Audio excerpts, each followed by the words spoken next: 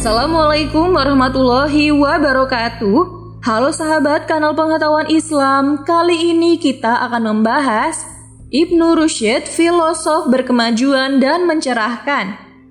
Ibnu Rushd adalah pemikir muslim yang berkemajuan dalam pemikir dan mencerahkan dalam berislam. Ia adalah filosof yang berhasil memasukkan pikiran filsafat dalam diskursus syariat.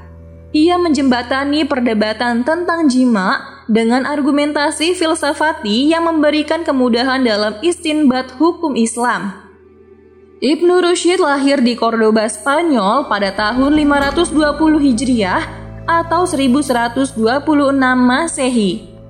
Dengan nama lengkapnya adalah Abu Al-Wahid Muhammad bin Ahmad bin Muhammad bin Ahmad bin Rushd. Saat itu, Cordoba merupakan kota paling menonjol dan terkenal keilmuannya di Andalusia atau Spanyol. Di barat, ia dikenal dengan nama Averroes. Dia adalah seorang dokter, ahli hukum, dan filosof paling populer pada periode perkembangan filsafat Islam.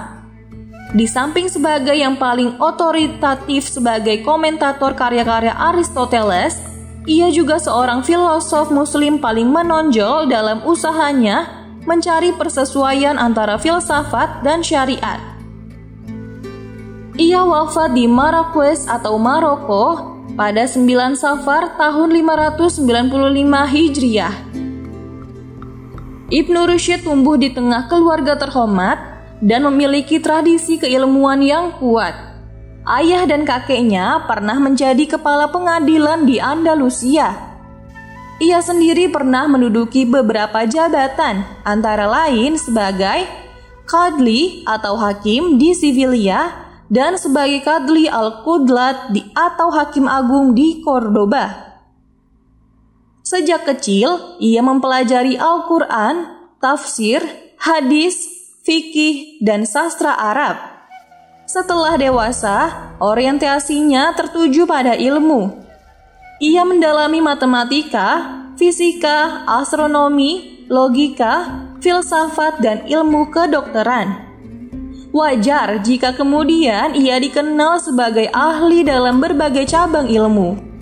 Kebesaran dan kejeniusan Ibnu Rushd tampak pada karya-karyanya. Dalam berbagai karyanya, ia selalu membagi pembahasannya dalam 3 bentuk, yaitu komentar, kritik, dan berpendapat. Ia adalah seorang komentator sekaligus kritikus ulung. Ulasannya yang terkenal adalah terhadap karya-karya Aristoteles.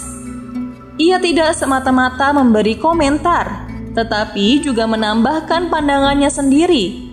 Suatu hal yang belum pernah dilakukan filosof lain sebelumnya.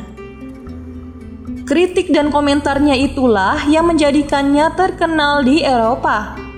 Ulasan-ulasannya terhadap filsafat Aristoteles berpengaruh besar di kalangan ilmuwan Eropa.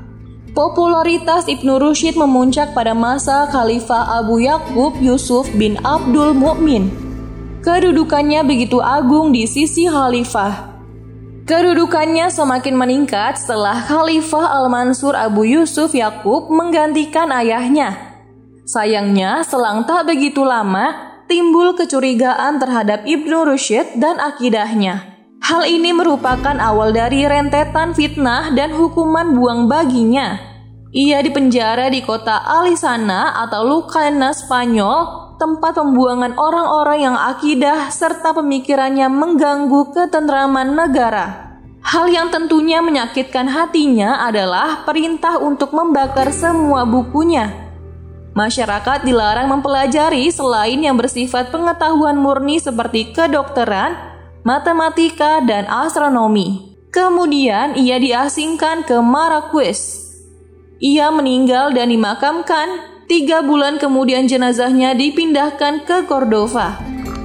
Keranda dan sisa-sisa bukunya diangkut kiri kanan punggung seekor keledai. Dengan hilangnya Islam dari Andalus atau Spanyol, hilang pula kekuasaan dan kejayaan Islam di barat.